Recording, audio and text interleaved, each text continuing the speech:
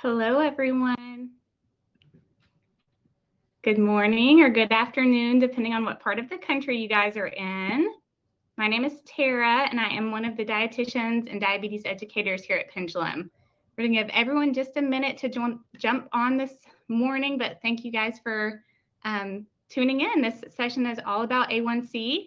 I am a dietitian here at Pendulum Therapeutics, so we're very excited to have you guys. If you have not used this platform before, I just wanted to go over some housekeeping. We will have a presentation today, so you might know have someone else joining. This is Natalie. Natalie, if you want to wave, she'll be moderating the session for us. Thank you so much. And Natalie is one of our dietitians here as well. She's actually the Nutrition Communications Associate. So if we have any healthcare providers on today, Natalie actually can pop her email in the chat if you wanted to ask questions specific for your patients or for your practice. Okay. Let's see here, everyone. So we have several people joining us. Trying to see the chat this morning. If you guys want to, I see several people are joining our chat. Hello, Hannah. We do have Pendulum Customer Care as well on the line today. So if you have any questions, they would be happy to answer anything for you. So while we're getting started, why don't we just pop, if you wanted to let everyone know what part of the country you're tuning in from to make sure you know how to use that chat function.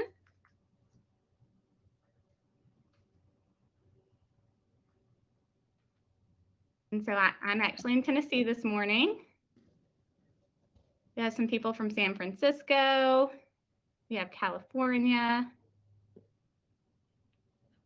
Wonderful. Okay, it looks like everyone knows how to use the chat. So what we will do is we will get started with the presentation this morning.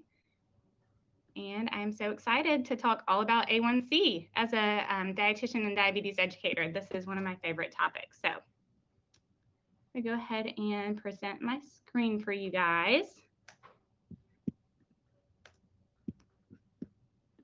Just 1 second while we get this pulled up. And I'm going to try to spotlight it so it's big for you guys. So hopefully everyone, we have people from Arizona coming on. Perfect. So we'll go ahead and get started. But you guys, please ask questions in the chat. This is all for you to learn more about A1C and pendulum glucose control. So what exactly is A1C? That's what we're going to be talking about today. Pendulum Therapeutics, we actually do have some A1C testing options for our subscription customers, so we'll talk about that. And then, as you may or may not know, we do have a probiotic with a clinical trial backing it. So we'll talk a little bit about how Pendulum actually has done a clinical trial and what we saw with A1C there for people with diabetes. And then I will give you guys some tips. This is your chance to ask me as a dietitian any questions that you might have about how to manage A1C. Of course, I'll just give you some general nutrition tips and suggestions, and then we would love for you to also work with your healthcare team. I'm not a replacement for that, but I do really love to support my customers and try to figure out the best plan for you guys. So here we go. Here we're going to get into the science, you guys. So hold on tight. But what is A1C? So if you've ever had this test before, you know it's actually measuring your blood. And so that's either going to be done through a point of care finger prick, or sometimes you might get an actual draw from the lab. But what this does, it's a blood test that's going to measure your average blood sugar levels for the past 2 to 3 months. So most blood tests are not looking at an average from 2 to 3 months. You may say, well, why is that? And you may or may not know this, but you actually have these red blood cells that can be coated with sugar. So we see a red blood cell right there.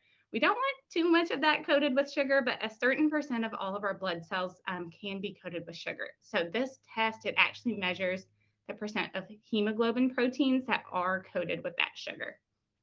So if you've ever had this test run, you might have diabetes and or pre-diabetes. And then how often is this test done? This is not something that you should be having done once a week.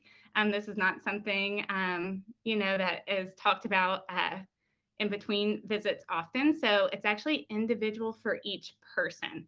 And why that is because depending on what type of diagnosis you have, we might actually see that you get this test done 1 time a year or 4 times a year, whether you have prediabetes and or diabetes. Does anyone have any questions so far about what is A1C? Just go ahead and pop those in. And as we're talking, you guys might see, I see some people really already liking those meal plans. We do have a few options, and I'll talk a little bit more about those, but there's a few meal plans, and then there is the pendulum glucose control probiotic that we're going to talk more about. So, okay, let's go on, you guys. So what does this result mean? With A1C, I want to emphasize there is no one size that fits all target. So you have your own personal result, and this is going to be reported as a percentage. It does get confusing if you've never seen the result before. So I'll just tell you, it's like a linear scale. The higher the percentage, usually the higher your glucose values have been. So I want to emphasize you should work very closely with your healthcare provider to figure out what your goal A1C should be. But I have here's a line, and we see that as this number gets higher, if it gets above 5.7, typically that would indicate that you might have pre-diabetes. So anything from 5.7 to 6.5%. And this isn't something I came up with. This is actually something that the American Diabetes Association sets as a standard. And then additionally, we see 6.5% and higher. That typically does correlate with a diagnosis of diabetes. So here's a few tips for you guys. And this is maybe things you might have thought about before or might not. Let's say you get your A1C result and it is 5.4 one year. And then the next year it's 5.5. And then the next year it's 5.6. If you see a number gradually increasing, I would talk to your healthcare provider about that. Say, hey, they may not be concerned yet, but you may be concerned. And so I just want to empower you guys, have those conversations. If you see that number getting closer to that prediabetes, don't wait until you're in the prediabetes range. Say, is there anything I can do, to really stop this in its track? I want to see that number trend down. And then on the flip side, let's say you already have diabetes and you're really working on trying to get that number lower. Maybe you're taking different medications, or you have a new activity plan and you just see that number staying put and it won't budge. That's another time that I would really encourage you. Talk with your healthcare team and say, what should my goal A1C be, and what are ways we can do, or what are things we can do together to really tackle those goals and really meet them. So I do see a few questions popping in. So Cheryl asked, and I'm just going to go ahead and address this one. I think this is a great question. Cheryl said, when you have diabetes, am I referring to type 1 or type 2 diabetes? So this test is actually used for people with type 1 diabetes and type 2 diabetes. The only way that you can know if you have type 1 diabetes or type 2 diabetes is to work with your healthcare provider, and they need to do some further tests, often looking at your blood as well. I'll ask you several questions to figure out the type of diabetes. But I used to actually work in a clinic with a lot of children with type 1 diabetes. And then you can't just look at someone and know. So it's really important to ask your provider about that. Really good question, Cheryl. Okay, here we go. Any other questions? Not so far? Okay. So what is pendulum glucose control? So if you've not heard about this before, this is really a new and novel approach to managing glucose. Pendulum actually has a symbiotic, and we'll talk about what that means, but it's designed for people with type 2 diabetes. And so that just means we've studied it in this patient population with type 2 diabetes. And so with a symbiotic, that means we have probiotic strains, but there's also a little fuel source for that probiotic. There's a prebiotic in there. So I'll show you guys in a bit what all exactly is in these capsules. But this has been designed and studied in people with type 2 diabetes. Pendulum actually did a clinical trial and we're going to think about what those results were. But what overall happened, we introduced 5 targeted probiotic strains to the microbiome of people with type 2 diabetes as a part of their diabetes care plan as it stood, and there were significant results from that.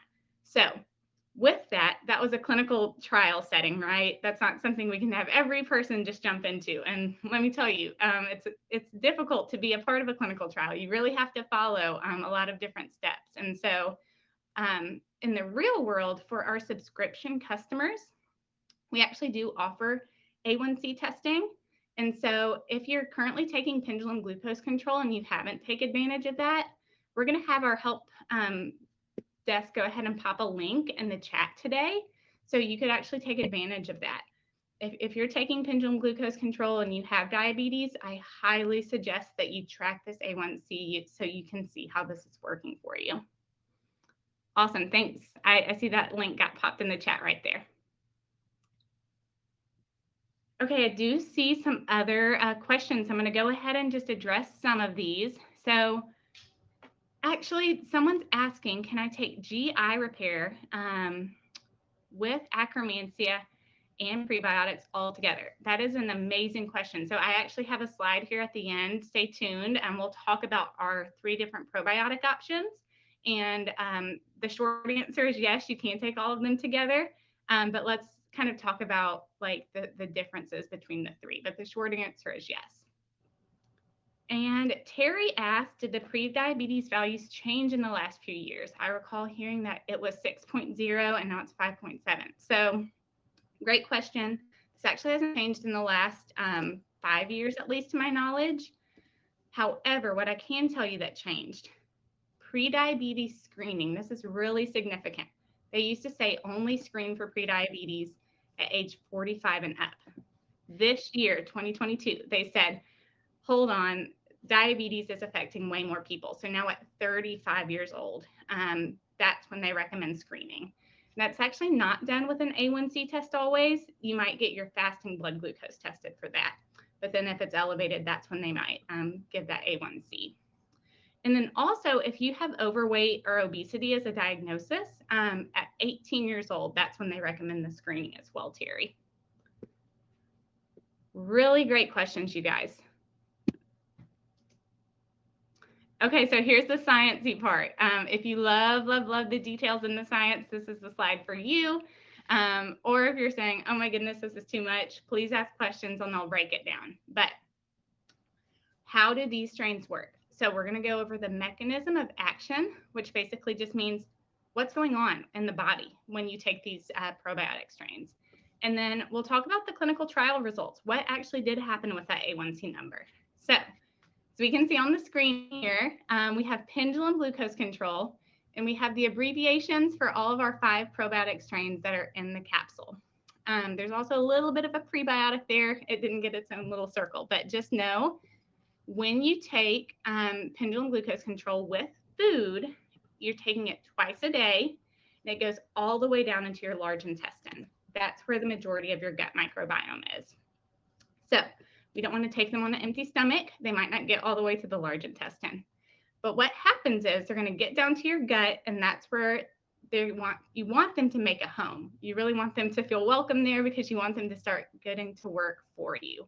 So what does that really look like? We're going to focus first on this left side of the diagram. So basically what can happen is when you eat fibrous foods in your diet, some of those fibers, they resist digestion in your upper GI tract, and they go down and they feed these live gut bugs, these healthy probiotic strains. When some of these strains are fed, they produce something for you called butyrate. Now, I wish I could get a show of hands. We have about 150 people joining us today. I bet maybe 10 people, that's just a guess, maybe 10% have heard about butyrate. So let me tell you guys what this is. Butyrate is a short chain fatty acid. Okay, Ramona, you're one of the 10. I love it. You guys may know a little bit more, but with that butyrate, it's a short chain fatty acid that actually can signal to your liver and your pancreas, and it works through this GLP-1 pathway process, and it works in two ways. It says to your pancreas, if it could talk, there's a pathway there. It basically is saying, hey, we do need a little bit more insulin to manage this glucose load. So that's one thing that it does. It's really a natural way to support that metabolism through your pancreas. And then also, you may or may not know this, but we all do have livers. You probably knew that. But your liver actually can produce some glucose. And so that's the other thing it does. It kind of says, whoa, we have enough glucose in the bloodstream. Liver, you can hold on to that for now. So that butyrate, it's a very key player there. And then the other thing that's going to happen is we all have this lining of our gut. So one of our strains we lovingly call AMUC, but it's called Akkermansia muciniphila. And what happens is it goes down into the gut, and this one doesn't so much get fed from the fibers in your diet. If you think about your gut and you think about this healthy bacteria strain as a little Pac-Man in the middle layer of your gut, your mucin layer, it's kind of, it means affinity for mucin. It loves mucin. It loves that gut layer. And so it's regulating it. It's actually able to get fuel from the gut, but then it helps to regulate it. So we say it helps encourage a healthy gut barrier. So those things in combination, in addition to a few other functions that these strains actually do for you, what happened is after 3 months of taking pendulum glucose control in combination with their diabetes care plan, the people in our clinical study saw that their A1C, they had a difference of 0.6%. That's how much their A1C was different. And then after meal, this postprandial glucose spike, if you were to check your blood sugar before and after a meal, it was almost a 33% difference. So that's really encouraging. So if you guys are curious how to do this at home, what you actually could do, you can monitor what your glucose response is after meals. So you could do that one of two ways. You could actually prick your finger, or you could wear a continuous glucose monitor. So those are two ways that you can monitor your response to meals at home. And then, okay, we have a few other questions. So I'm gonna get to some of these. A really good question. Okay, so Mary A is asking, how long does glucose control stay active when refrigerated? So pendulum glucose control is, we do encourage you guys to store it in the fridge. And so unopened, we do believe, and I actually think it's longer than this, but at least 6 months unopened, these strains are viable, or they stay alive and happy. And then once you open them, about a 2-month period. It may be a little longer than that, but that's a really the safe answer. But I do believe, Mary, it could be even longer. Okay. Perfect. And Lori, okay, Lori asked a question. With all of our probiotics, Lori is curious about the best way to take our Akkermansia probiotic. It says empty stomach or with food. Highly encourage you to take it with a meal. So I have a few customers here at Pendulum that maybe don't eat breakfast. And so if that's the case, you could just have that capsule with your first meal of the day. Amazing questions. Okay, you guys, who had questions about how these strains work? Please pop those in there because I want to answer those if you have them. But all in all, this is the first time we actually, to our knowledge, saw the impact of a probiotic in people with type 2 diabetes. So here's why this is working. When you look at the guts of people with type 2 diabetes, your microbiome actually may look a little bit different than someone who doesn't have diabetes. You may ask, why is that? And we are curious too. So we don't know if it's the chicken or the egg. Does diabetes cause my gut to look different? Or did my gut look different and then I didn't metabolize sugars as effectively? We don't know the answer to that, but what we do know is when we reintroduce these 5 helpful probiotic bacteria into your gut, we see improvements in glucose control. So again, very exciting. 10 years ago, you could have asked me as a diabetes educator. I actually wasn't a diabetes educator just yet, but I have been for the last 4 years. And so I wouldn't have thought, your gut bugs could impact your glucose. But Now, 100%, this should be something that I think is talked about for all people with diabetes. Okay. Go on to the next slide. So here's a few tips to help support a healthy gut microbiome. And these are my personal tips. Here at Pendulum, we do have a few other dietitians, so I think they would also support these, but these are just some top 3. But with nutrition, again, I just want to emphasize, and even the American Diabetes Association says, there's no one individual meal plan that's going to work best for everyone.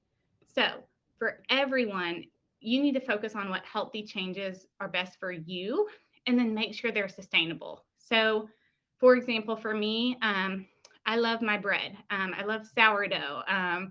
Like to make avocado toast in the morning. So maybe someone might have told me once that bread wasn't a healthy option for me. But for me, I'm like, oh my goodness, okay, that's not sustainable for me. So how do I include this really yummy source of carbohydrates in a way that's healthy for me? And so that's just one example. That's sustainable, healthy changes.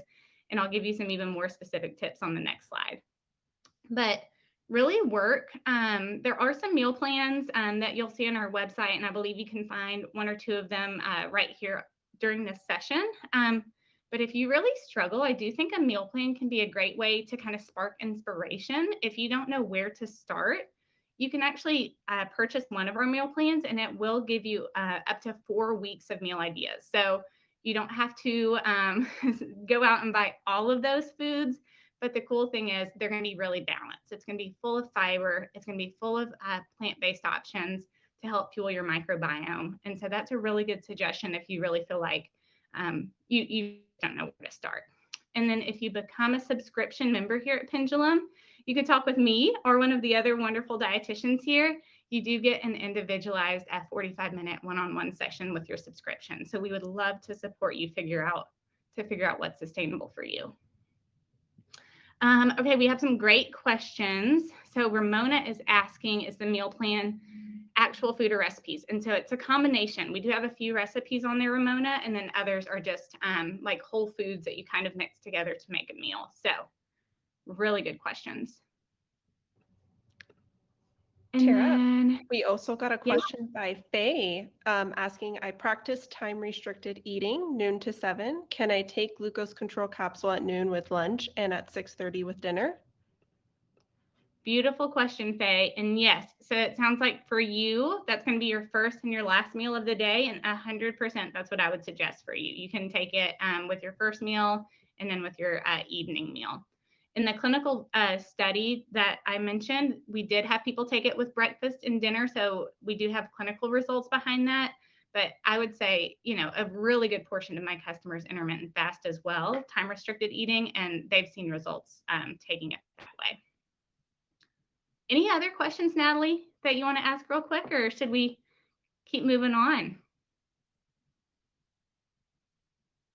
Oh, I think you're on mute, possibly. So sorry about that. Veronica had asked, if you're traveling, will the probiotics survive for a few days outside the refrigerator? Really good question. I know a lot of people are traveling this summer, Veronica. So kudos to you. I wonder where you're going. Hopefully somewhere fun. But yes, so we've actually done some third-party testing. Our strains, they are viable or they stay alive roughly 1 week at room temperature. And so here's my suggestion. Pop it in your carry-on when you get to your final destination. If I'm traveling, you know, I'll ask my hotel, hey, can you pop a fridge in there? And you can just pop it in the fridge once you get there. Great questions.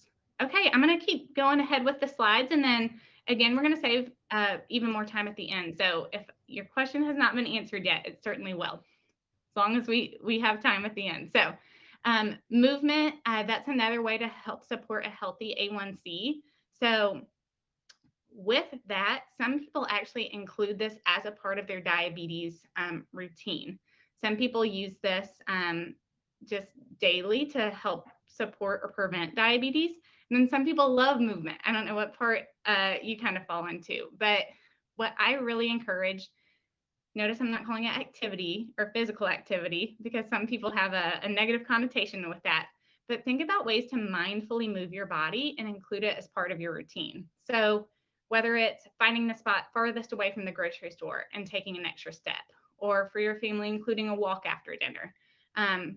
You may be one that says, hey, I feel like I've already got a lot of walking in, and so I really want to add something else to my routine. I want to do additional cardio, or I really want to focus on growing muscle, and so that might be resistance activities. So with that, make goals where you are, not where someone else is. And so be honest with yourself, kind of check in. If you have diabetes, do know the American Diabetes Association says 150 minutes per week.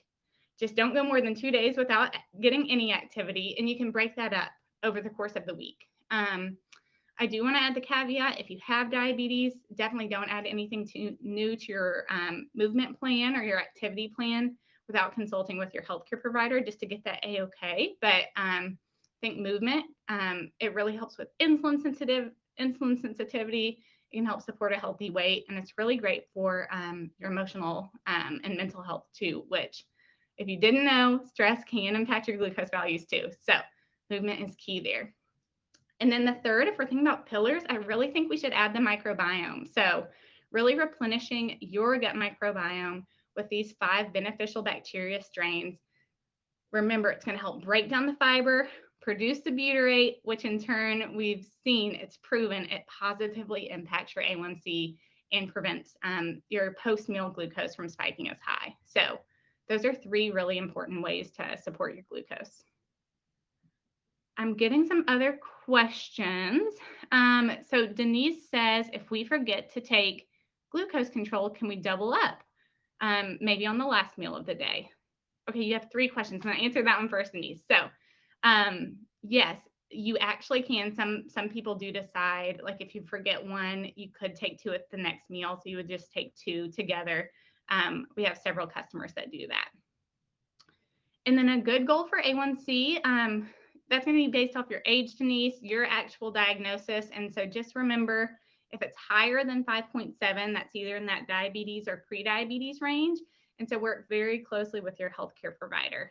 I can tell you guys, on average, the majority of people, if you've been diagnosed with diabetes, most doctors are going to say, we want to see it less than 7. If you're an older adult, usually they say a little higher, like 7.5%. But again, that's, on average. And you, Denise, you're an individual person. So I want you to check with your healthcare provider. And then if you don't have diabetes, that A1C value is going to be less than 5.7. Anything higher than that 5.7 does get into that range of prediabetes. Let's see. So Mary says that she noticed there could be a risk of having a severe reaction to probiotics. How often does this happen? And are there any known health factors that would cause this? So what I can tell you guys about probiotics and pendulum glucose control is that actually in the clinical trial that we did, there were no significant adverse reactions. We did have a placebo arm, meaning they didn't get the product, and they had more reactions, or maybe complained of more stomach issues, things like that, than our actual control group, the people that were actually getting the probiotic. So with that, I feel very comfortable saying that this is a really great option that doesn't come with a long list of side effects. I will say, with any probiotic, if you introduce new strains to your gut, there can be some changes, especially if you have a sensitive stomach. So this isn't just with pendulum glucose control, it could be with any probiotic. So whether you have maybe like gas or bloating, what you might want to do is just kind of go for, instead of the 2 per day, start with 1 per day for a while and go back up. And then always work closely with your healthcare provider. So those are my suggestions there. Great questions, you guys. Okay, so here's the fun stuff. As a dietitian, I love to help people support a healthy gut. I really don't think that you can have a healthy gut 100% without healthy nutrition. And so these are just 2 tips. So I love to focus on the green side. So I like to think about addition through nutrition mainly instead of subtraction, because if someone just gives you a list of everything you can't eat, it's not super helpful, right? You kind of go, well, what am I supposed to eat? So in order to support a healthy gut, the basics are really focusing on minimally processed, high fiber foods. And so if you are not aware of what foods have fiber in them, I'm just going to list a few out. It's going to be your fresh fruits and vegetables. It's going to be those whole fruits. So not with the skins removed. That's where the fiber is going to live. Most of it's going to be in that skin. Beans and legumes actually are very, very high in fiber, and then nuts and seeds. So you'll notice all of these come from plants, right? So really thinking about ways to incorporate plant-based foods. You may also notice a lot of these foods are higher in carbohydrates. And so that can be confusing sometimes for people with diabetes. You might have been told, don't eat any carbohydrates. Carbohydrates make your blood sugar spike. But fiber is a type of carbohydrate. So I really encourage people to focus on high fiber carbohydrates when you're choosing those, because again, it's going to keep you full longer. It's going to feed your gut bugs. And also it has other health benefits, like it can keep you regular. And then it's even beneficial for cholesterol levels often. And then eating less. So this is just a few examples, but highly processed foods. So sugar sweetened beverages have not always been the best friend of your gut bugs. So there's not always a really great relationship between those. Added sugars, especially for someone with diabetes, if you have, just for example, don't want to call it a specific brand, but let's say we have like a candy, right? That food didn't naturally have that sugar in it. Someone actually took it and they added sugar into that. Whereas if we were choosing, let's say, this apple here, that just naturally had that sugar. So your body's going to have a little bit of a harder time breaking down all of that added sugar. And then simple carbohydrates, that's just going to be, let's say you get the refined white bread that has the fiber removed. That might not be the best healthy choice for your blood sugar or your microbiome. So maybe choosing that 100% whole wheat bread instead would be a great choice. Let's see. Okay, I do see a few other questions. So Marilyn actually is asking, can I take glucose control while taking medications for type 2 diabetes? Yes, Marilyn. So what we would suggest is definitely working with your healthcare provider. This is something, pendulum glucose control, we do always encourage you to talk with your doctor about it. But I can tell you this has been studied in people with metformin. So we do know the two together do really well. And then we also have several customers that have taken this with other diabetes medicines. So GLP-1 receptor agonists, that's going to be like Trulicity or Victoza. We have studied it with that class of medications.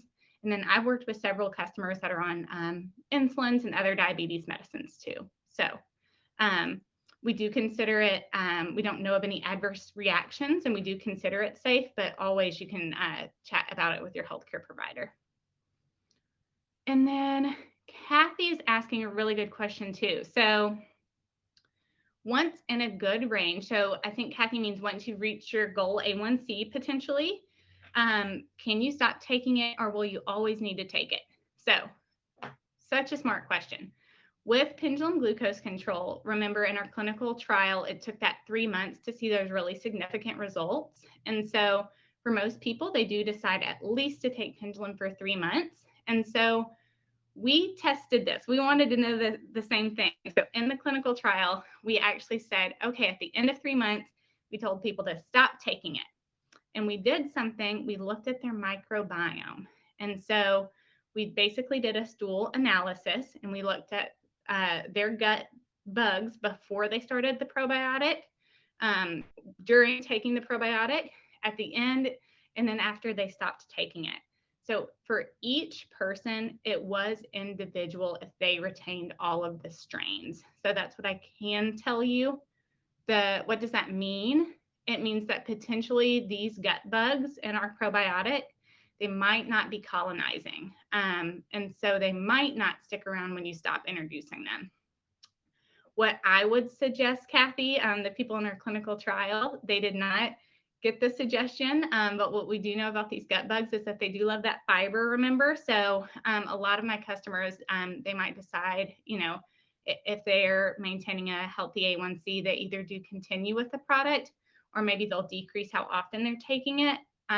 Or they might just really focus on feeding those gut bugs that high fiber diet when they stop taking it. Really good question. You're thinking like a scientist, because our scientists definitely thought like that. Okay, so with Pendulum Probiotics, I saw a few questions about Akkermansia. I saw a few questions about GI repair. And of course, we've had questions about our glucose control. So I'll just tell you guys, Pendulum Glucose Control, remember it contains the 5 probiotic strains and a little bit of probiotic. It's a chicory root from inulin, or it's inulin from chicory root. But we also have people that take the Akkermansia strain only. So this is a standalone strain. If you specifically are thinking about your gut health and maybe you aren't thinking about your glucose values as much, you don't have a family history of diabetes, this Akkermansia strain is a keystone strain for gut health.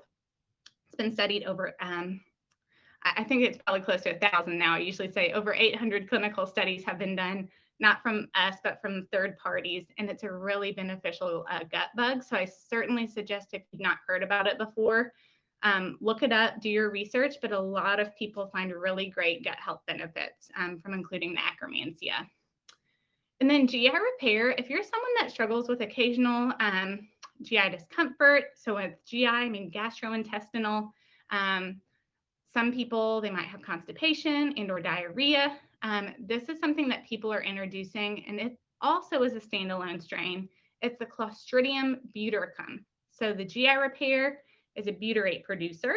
And then the Akkermansia, remember, it's that mucin regulator. So you do have those 2 options. These are both the 1 strain, and then the glucose control contains the 5 strains.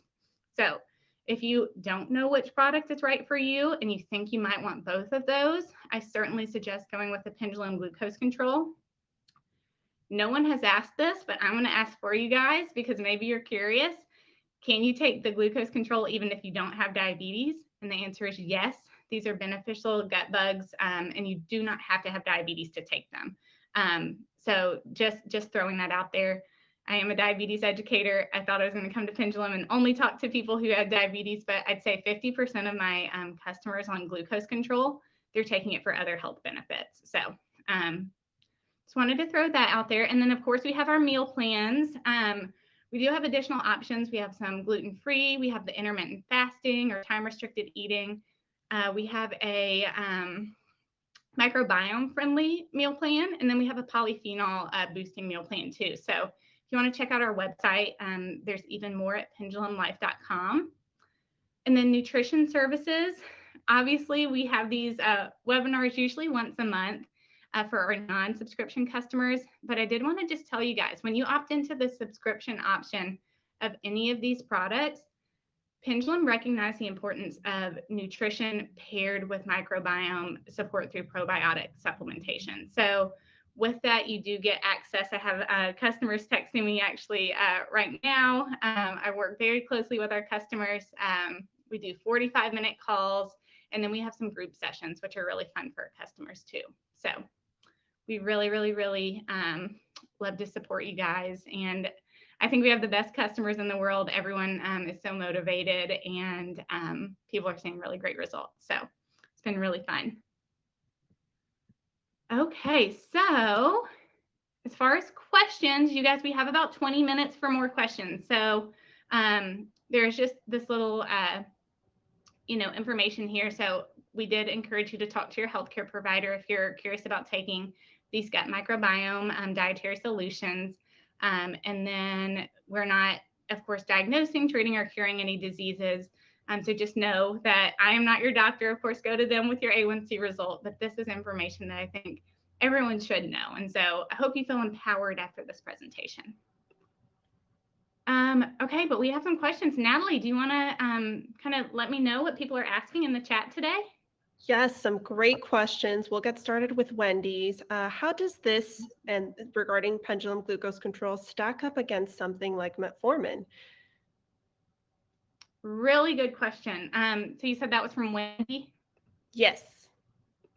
Yeah, Wendy. So interesting thing about metformin is if you look at the research, people aren't 100% sure like the true mechanism of action of how it works. There's a little bit of debate, but basically metformin is a medication. That's probably the main difference. In the probiotics, these are not, it is not a medication at all. These strains are natural to the body. And so with metformin, it is also, you know, a capsule that you swallow. And then the pendulum glucose control, that's maybe a similarity there. But the interesting thing is that metformin, there is some thought that it does change a little bit of the microbiome. But what, you know, pendulum you're doing, you're just reintroducing healthy bacteria, where metformin is a medication you're taking to help with that glucose management. Really good question. And there was a second part to that. Can I take this along with my prescription? Yes, so if you are prescribed metformin, we have studied the two together, and we do know that the two are safe to take together. So yes, I would definitely say metformin and pendulum glucose control seem to work very well together, complementary. Great, good question. Thank you. Of course. Cheryl asked, as a type 1 diabetic, will these products, which ones, help with the maintenance of a stable A1C? Amazing question. And we here are trying to answer that for you on a broader scale. So what I can tell you, Cheryl, is that I work closely with my coworker, Jennifer, and she's one of our dietitians. And we do have some customers with type 1 diabetes. And so with that, we're still learning the impact of pendulum glucose control with type 1 diabetes. I can tell you from the handful of customers we're working with, people still are seeing results. We've seen some people lower their A1C. Some people are actually, if you're wearing a CGM, I'm not sure if you are, the continuous glucose monitor, people are seeing improvements in their time in range. And so we certainly are interested in how this works in type 1 diabetes as well. So we just don't have a clinical trial on it just yet. Oh, Cheryl, you're on the closed loop system. Very cool. So Cheryl, if you don't mind me saying, that basically just means she has a continuous glucose monitor, and it talks to her insulin pump, which is a very cool technology, in my opinion. Thank you for the question. Yes, and then great answer. Veronica had asked, is glucose control safe for pregnant women or individuals, pregnant women with gestational diabetes? Very good question. Again, not something that was studied in the clinical trial. Unfortunately, you know, it just is hard to get clinical trials for people that are pregnant. I can share my personal experience of working with people here at Pendulum, and we have had several customers take this while pregnant. And some of them actually had pre-existing diabetes, and some people were diagnosed with gestational diabetes. Very good question. I would suggest, you know, with probiotic supplementation, you can talk with your healthcare provider, of course, about that. So that might include your OB in that conversation. Yeah. Thank you for the question, and congratulations. All righty. So Julie asked, I was curious if there's akkermansia in PGC, when people should take the additional akkermansia. Really great question. Okay, so some people actually will decide to take additional akkermansia because they've done their research and they know what a beneficial strain it is. So one thing people actually do at home, you could, if you wanted to, through a third party, you could test your microbiome. And that is done by sending a stool sample off, and someone does an analysis and tells you what strains are in your gut. So some people just realize they don't have any akkermansia, and so they want to have, you know, what's in the pendulum glucose control and then a little additional as well. I did want to tell you guys, if you're not a customer just yet, if you're interested in purchasing, you can actually do the discount code, and I'll type it in the chat. You should be able to see it actually. Toggle it off and on. You might have seen it this entire time, but A1C Live, it would provide you 20% off your first month membership of our product. So just know that that is available for you guys if you're thinking about pendulum glucose control or akkermansia. Great question.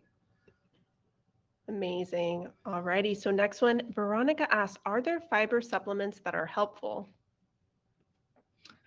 I love that question, Veronica. So as a dietitian, what I would suggest for you and for anyone, if you think that you're not getting enough fiber in your diet, first, I would suggest to think about nutritional ways to boost your fiber. I love food first, but for some people, it's just really, really hard to get enough fiber. And so what is enough fiber? I don't even think I've told you guys. Depending on if you're male or female and your age, it's going to be anywhere from 21 up to 38 grams per day on average. That's what the Institute of Medicine says. So first, you could look at labels. You could download an app, maybe like a Calorie King or MyFitnessPal. See how much you're getting, and then think about, hey, can I add chia seeds to my yogurt when I eat it? Or do I want to switch to more whole grains? What are my favorite fruits and vegetables? Can I up that? And then if you like really are not meeting the mark in your opinion, fiber supplementation I think can be beneficial. There are several brands out there. I don't have a preferred brand. I kind of make a recommendation based off health history of each of my customers. But I can tell you for your gut bugs, soluble fiber supplements. So maybe that's what you would want to look into, and maybe ask your dietitian here at Pendulum or your healthcare provider maybe which specific one's best for you. Yeah, great question. Alrighty. So then Sandra noticed that some sugar alternatives will increase her blood sugar. Do you have any suggestions on if these can be used and which are the best? Yes. Okay. So with that, I would assume that you're checking your blood sugar at home. So kudos to you for even putting two and two together. But people respond differently to sugar substitutes and sugar alcohols. So there's actually a difference. So a sugar alcohol is something that ends in OL. And usually when you see a sugar alcohol used in a product, it's not going to have as many carbohydrates. So you'll see a lower total carb. For most people, those specifically don't impact the glucose significantly. But if you eat it in a large quantity, it could impact how you're digesting. So just watch your portion size on those. And then sugar substitutes, whether it be, I'm not going to list all the brands, but you can think about all the different packets you may see, like those, some of them can impact your gut bugs, just so you know, and then some of them not so much. So there is one that doesn't impact it as particularly, that might not impact your microbiome as much. Truly, I think it's just kind of trial and error for you. Figure out what's the right serving size, watch those post-meal glucose spikes. And then a lot of them, they taste up to like 1,000 times or 100 times sweeter than sugar. So if you were doing like a packet for a packet, a great tip that I like to give people is maybe try half that packet. See, like, do you still like the taste? And then additionally, what happens to your glucose after? Hope that answered the question. If it didn't, ask another one, but I just love that you're paying attention to that. The audio cut off on which sugar substitute works best here. Would you mind repeating that? Oh my goodness, that didn't happen on purpose, I promise. Stevia is one that does not seem to impact the microbiome as much. You may still have a response post-meal, but that's one that doesn't impact your gut bugs as much from some of the research. Seems a little bit more neutral. Great, thank you. Of course. Alrighty, so we have Kathy. Will PGC help with weight loss? Great question. So Kathy, in the 3-month period of the clinical trial we did, there wasn't significant weight loss. I can say I work with customers that report weight loss often. So I think it's probably individual to your microbiome and really individual to you. It's not something that we say, yes, this is a weight loss probiotic, because it's certainly not, how it like always works, but I do know for people it has helped promote weight loss. So it's interesting. Some people will say they just feel like they have more energy. Some people say they just feel more full after meals. So I think it's really individual to your gut what's going to happen with your weight. So really good question. For some people, I would say yes, but we don't have a clinical trial backing that result. You guys are asking amazing questions. I see a lot here. So I think some of these are also being responded to with some help desk links from our Pendulum customer care team, which is awesome. Yes, we're getting great questions.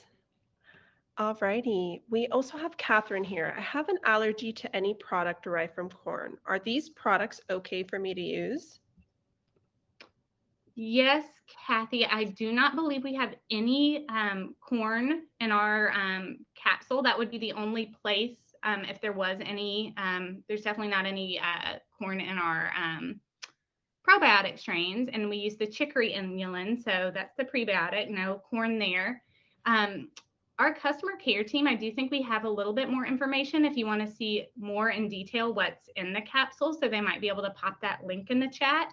But yes, to my knowledge, if you do have a corn allergy or you have a sensitivity, it should be safe to take for you. Good question. Alrighty, thank you. And we have from Denise here. Pendulum glucose control has GI repair ingredients also? Yes, and before I answer that, our customer care, I just want to make sure they see there is a corn derivative in the capsule.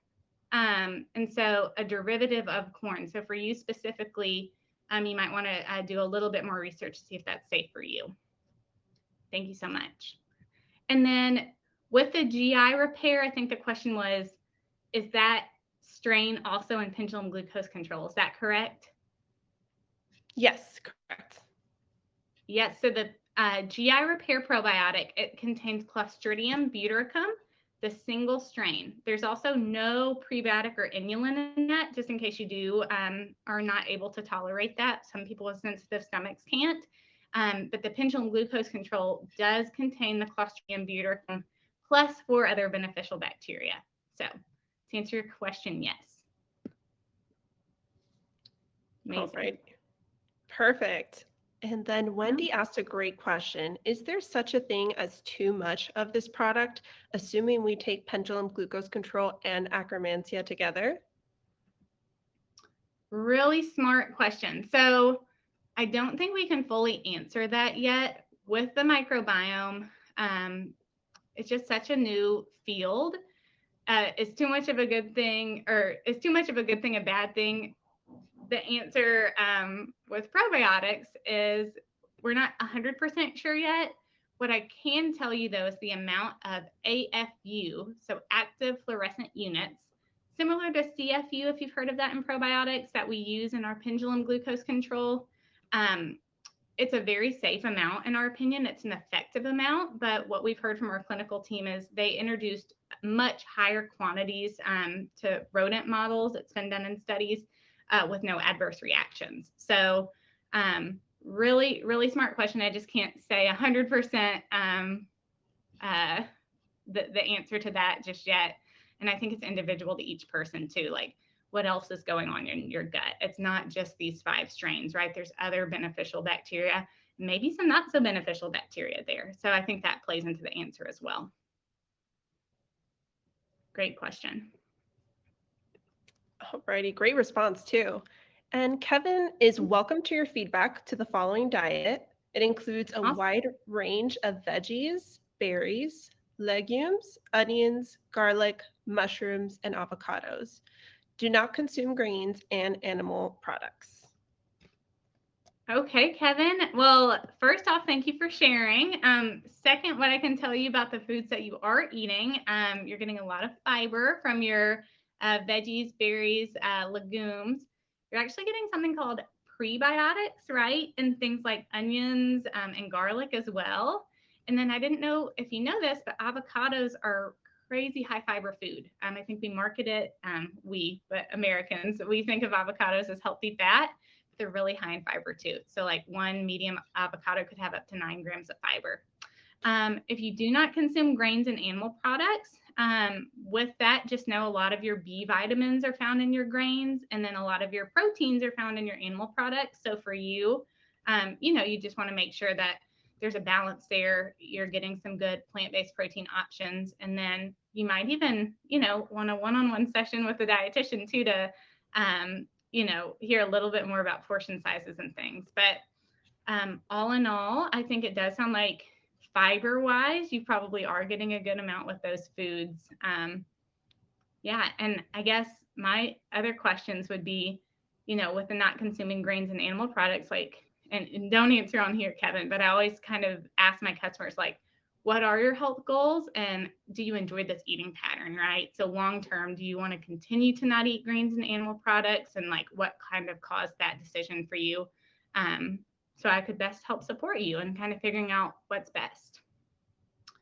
But amazing. And I'm not sure if you guys know this, but prebiotics, so like onions, garlic is a really great one. Prebiotics are found in foods as well. So like artichokes have prebiotic properties, and those are great for your gut health as well. So in addition to the fiber, that prebiotic quality is great to include. Great. You guys have great questions. I know. I'm loving them.